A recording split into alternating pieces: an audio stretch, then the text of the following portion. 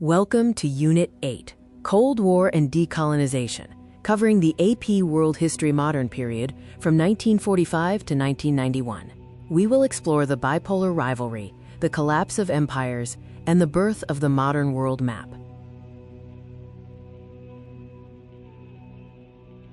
In the big picture, after World War II, leadership became the central issue. The world entered a tense standoff between superpowers, leading to the collapse of empires and the creation of many new nations. The Cold War was a conflict of ideology and deterrence, without direct battlefield war. The existence of nuclear weapons made direct combat suicidal, a concept known as the logic of MAD. Nuclear attack plus retaliation equals total destruction.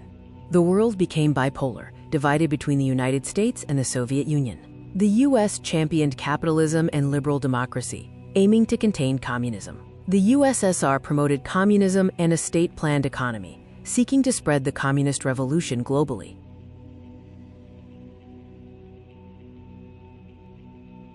Superpower competition manifested in several ways. These included the arms race, the space race, global espionage networks like the CIA and KGB, and extensive propaganda efforts to promote their respective systems as superior.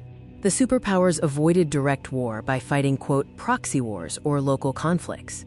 Examples include the Korean and Vietnam Wars in East Asia, and conflicts in the Middle East and Caribbean, like the Soviet invasion of Afghanistan and the Cuban Missile Crisis. European empires collapsed due to several factors. Colonized peoples demanded self-determination after providing troops and resources in World War II. European powers were economically and militarily exhausted, and global movements championed self-determination and nationalism.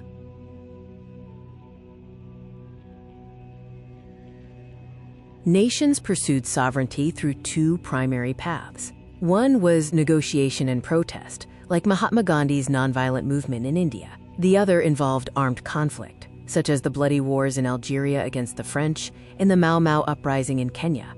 New nations faced systemic obstacles. Arbitrary colonial borders led to internal conflicts. Institutional gaps meant building governments from scratch.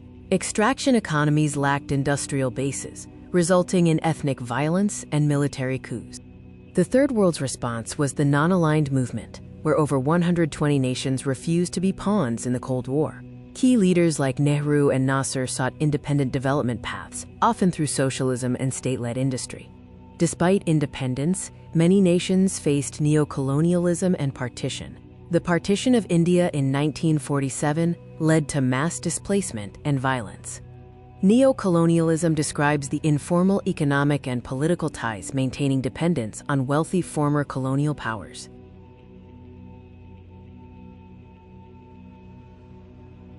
The Cold War ended with the fall of the USSR in 1991.